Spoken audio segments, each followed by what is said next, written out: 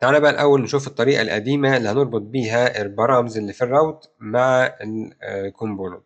الطريقة دي معتمدة على إن إحنا نبقى عارفين معلومات عن الراوت الحالي، تمام؟ وزي ما شفنا الفيديو اللي فات قلنا عندي سيرفيس اسمها activated route هي اللي عندها معلومات عن الراوت الحالي، فبالتالي محتاج إيه؟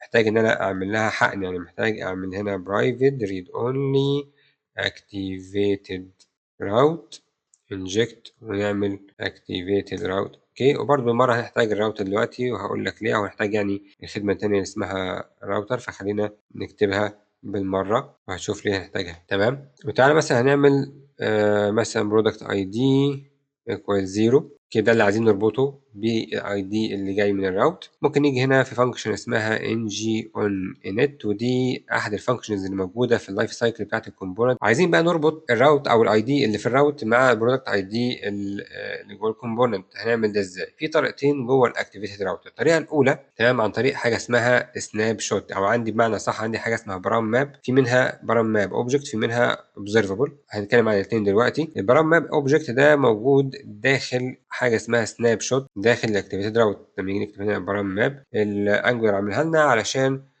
فيها فانكشنز بنستخدمها. هما 3 فانكشنز مش كتير، تمام؟ احنا هنستخدم منهم اول واحده اللي هي الجيت.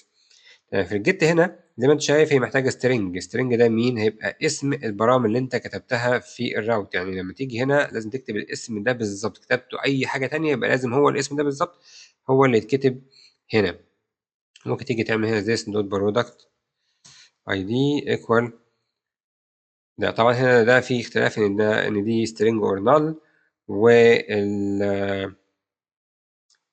البرودكت اي دي ده نمبر، فعليه ممكن تيجي تعمل هنا كده ايه نمبر.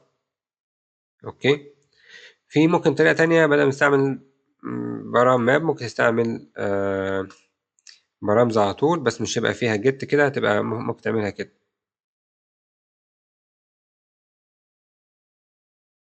تمام، ولو انت عايز تتأكد من الكونسول ان هي موجودة ولا لأ this dot product ID. تمام، وتعالى نروح هنا على البرودكت مثلا ونشوف زي ما انت شايف 1. اوكي، يعني حصل ربط. تمام، دي إضافة أو extension اسمها console نينجا. اوكي، هي اللي بتخليك تشوف الكونسول جوه الفي اس كود مباشرة. تمام، فاحنا هنا فتحنا البرودكت رقم 1. اوكي، وهو فعلا هنا ايه جايب الاي دي رقم 1.